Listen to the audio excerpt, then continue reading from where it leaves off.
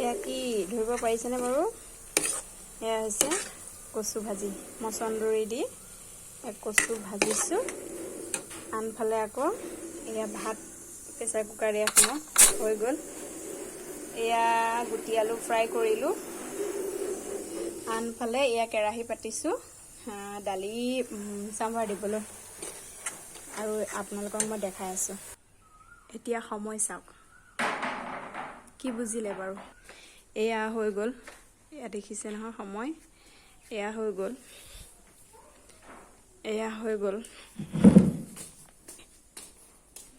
এয়া হৈ গ'ল। চোতাল ঘৰ সাৰি এয়া হৈ গ'ল, সকলোখিনি হৈ গ'ল। কি দেখুৱাব খুজিছোঁ নিশ্চয় বুজি পাইছে।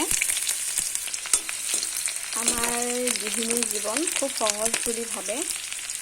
এয়া চাওক, ৰাতিপুৱা মানুহজনক যিহেতু পঠিয়াব লাগে, সকলো কাম কৰি মই সময়মতে খুৱাবওলগীয়া হয়।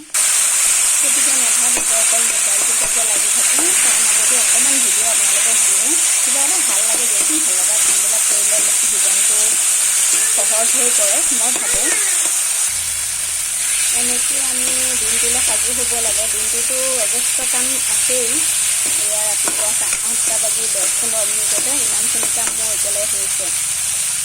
সকলোকে সুপ্ৰভাত জনাইছোঁ। দিনটো সকলোৰে শুভ হওক।